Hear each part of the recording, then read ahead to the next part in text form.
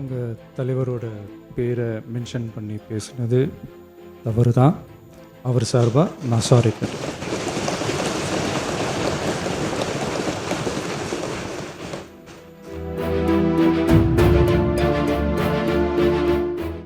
மாண்புமிகு உறுப்பினரின் கவனத்திற்கு தற்போது பேரவை விதி 110 கீழ் அறிக்கை அளிக்க வேண்டும் என்று மாண்புமிகு முதலமைச்சர் அவர்கள் அனுமதி கோரியுள்ளார்கள்.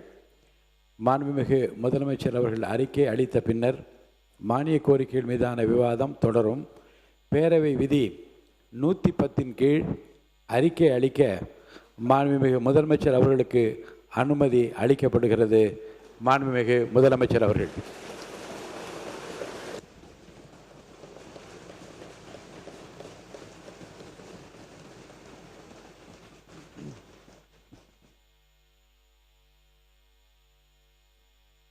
முதல்ல உங்கள் தலைவரோட பேரை மென்ஷன் பண்ணி பேசுனது தவறு தான். அவர் சார்பாக நான் சாரி கேட்டேன்.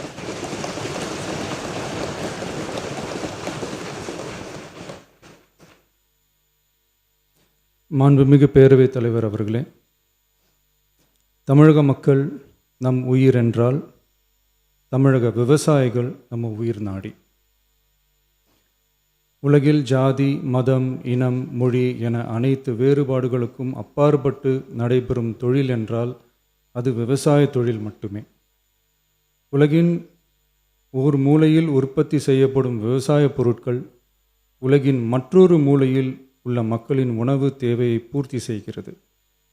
எந்த நாடு உழவு தொழிலை மதித்து விவசாயிகளுக்கு உரிய பாதுகாப்பையும் ஆதரவையும் வழங்குகிறதோ அந்த நாட்டில்தான் மக்கள் வளமாகவும் மகிழ்ச்சியாகவும் வாழ முடியும்.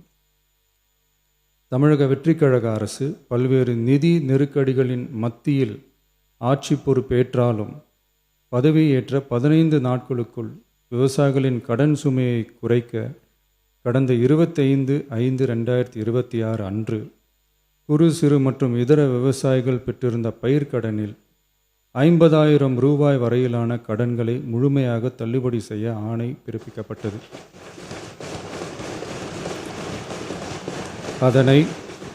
அதனைத் தொடர்ந்து மாநிலம் முழுவதும் பல்வேறு விவசாய அமைப்புகளிடமிருந்து பெறப்பட்ட பயிர்க்கடன் தள்ளுபடி தொடர்பான கோரிக்கைகளை கனிவுடன் பரிசீலித்து நிதி நெருக்கடியான சூழ்நிலையிலும் விவசாயிகளின் நலனை பாதுகாக்க வேண்டியதன் அவசியத்தை மட்டும் கருத்தில் கொண்டு குறு சிறு மற்றும் இதர பெரு விவசாயிகளுக்கு 50,000 ரூபாய் வரை முழு தள்ளுபடி செய்ய அறிவிக்கப்பட்டதை உயர்த்தி ரூபாய் 75,000 வரை கடன் பெற்றவர்களுக்கு முழு தொகையையும் ரூபாய் 75,000க்கும் மேல் கடன் பெற்றவர்களுக்கு ரூபாய் 35,000 தள்ளுபடி செய்ய அறிவிக்கப்பட்டு அதன் மூலம் 14.44 லட்சம் விவசாயிகளுக்கு ரூபாய் 5,932.23 கோடி அளவிலான கூட்டுறவு பயிர்க்கடன் தள்ளுபடி செய்து 19/6/26 அன்று ஆணையிடப்பட்டது. இதில் 31/7/2026 வரை ரூபாய் 5,267 கோடி விடுவிக்கப்பட்டு 13.34 லட்சம் விவசாயிகளின் கணக்கில் வரவும் வைக்கப்பட்டுள்ளது. இச்சூழ்நிலையில் மாநிலம் முழுவதும் உள்ள விவசாய சங்க அமைப்புகளின் பிரதிநிதிகள் பயிர்க்கடன் தள்ளுபடியை அதிகரிக்க வேண்டும் என்ற கோரிக்கையை முன்வைத்து கொண்டிருந்தனர். இதனைத் தொடர்ந்து 7/8/2026 அன்று விவசாய சங்கங்களின் பிரதிநிதிகள் மாண்புமிகு மூத்த அமைச்சர்கள் மற்றும் துறை செயலாளர்களுடன் நடைபெற்ற ஆலோசனை கூட்டத்தில் அவர்களின் கோரிக்கைகள் விரிவாக பரிசீலிக்கப்பட்டது. கடந்த காலங்களில் பயிர்க்கடன்கள் தள்ளுபடி செய்யப்பட்டாலும் அரசால் கூட்டுறவு வங்கிகளுக்கு செலுத்த வேண்டிய தொகை 4 to 5 ஆண்டு கால இடைவெளியில் செலுத்தப்பட்டு வந்துள்ளது. 2021 ஆண்டில் பயிர்க்கடன் தள்ளுபடி செய்யப்பட்ட தொகை 2021 முதல் 26 வரையான காலத்தில் அரசால் 12 தவணைகளாக கூட்டுறவு வங்கிகளுக்கு செலுத்தப்பட்டுள்ளது. ஆனால் அந்த கால அவகாசம் நமது அரசுக்கு தற்போது இல்லை.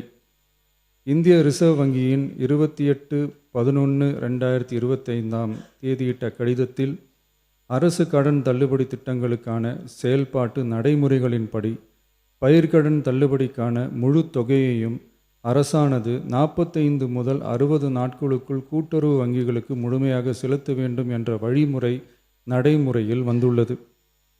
இந்த வழிகாட்டுதலின்படியும் தமிழ்நாடு அரசின் நிதிநிலை மற்றும் நிதி ஆதாரங்கள் ஆகியவற்றை கருத்தில் கொண்டும் இந்த இக்கட்டான சூழ்நிலையிலும் கூட்டுறவு வங்கிகள் மூலம் வழங்கப்பட்ட பயிர்க்கடன்களுக்கு பின்வரும் கூடுதல் தள்ளுபடியை வழங்கிட அரசு முடிவு செய்துள்ளது.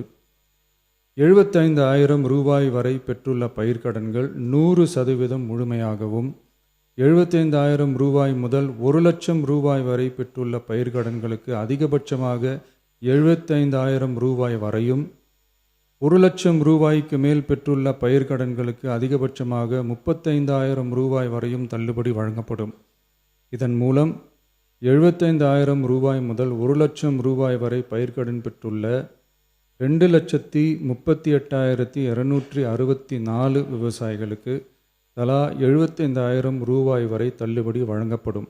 இதனால் ஏற்கனவே பெற்ற தள்ளுபடி தொகைக்கு மேலாக 40,000 ரூபாய் வரை கூடுதல் தள்ளுபடி பெறும் வாய்ப்பு ஏற்படும்.